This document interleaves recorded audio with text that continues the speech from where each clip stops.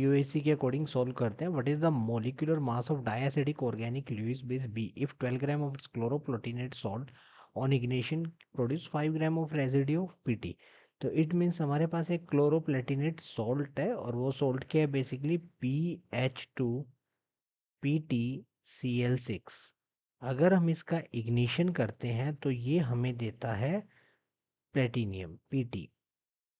अब देखिए, अगर हम कहें number of moles of Pt, number of moles of platinum of Pt in reactant will be equal to product, will be equal to number of moles of Pt in product, number of moles of Pt in product,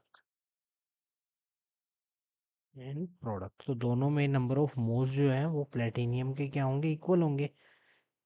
तो अगर हम ये कहें कि इसके अंदर platinum, अगर हम इसका BH2PtCl6 का 1 मोल लेते हैं तो उसमें प्लेटिनियम का भी कितना मोल आता है, 1 मोल।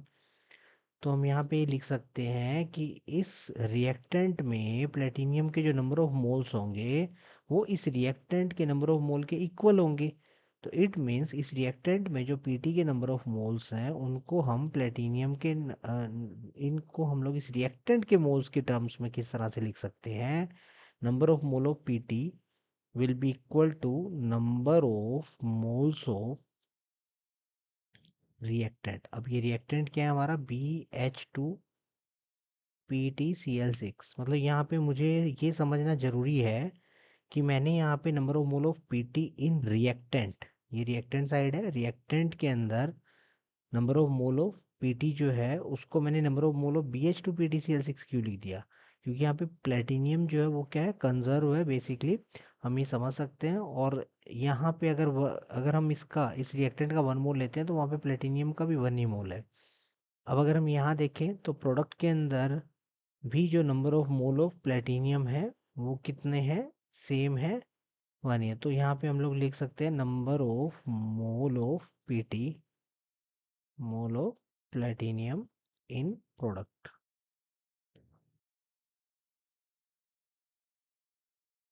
तो यहाँ पे दोनों के नंबर ऑफ मोल इक्वल है। अब इसके नंबर ऑफ मोल कितने होंगे, 12, यानी इसका मास हो गया, और डिवाइडेड बाई मोलिकुलर वेट, किसका मोलिकुलर वेट, जो BH2PtCl6 है उसका मोलिकुलर वेट। तो मोलिकुलर वेट ऑफ BH2PtCl6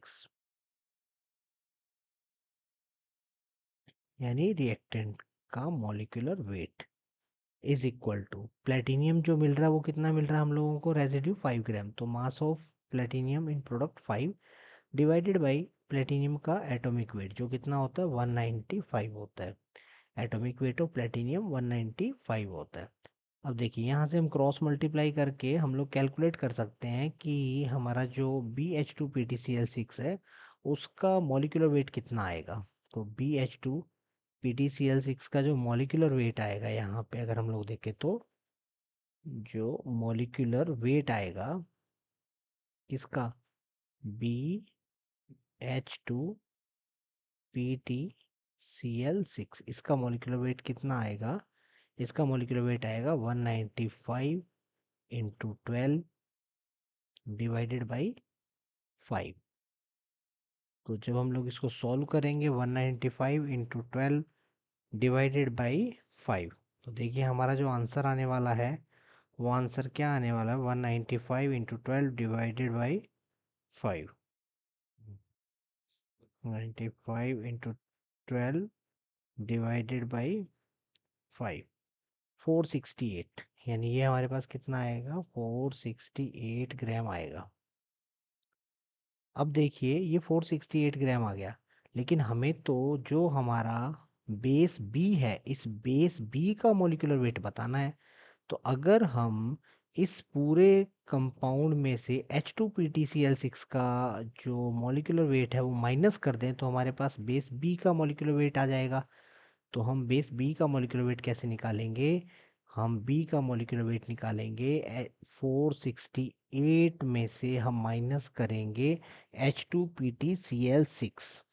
इतना जो कंपाउंड है उसका मोलिकुलर वेट जो कितना होता है 410।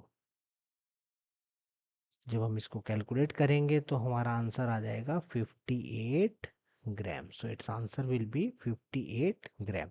इस क्वेश्चन को इस तरह से हम लोग पीओएसी के अकॉर्डिंग सॉल्व कर सकते हैं। Thank you.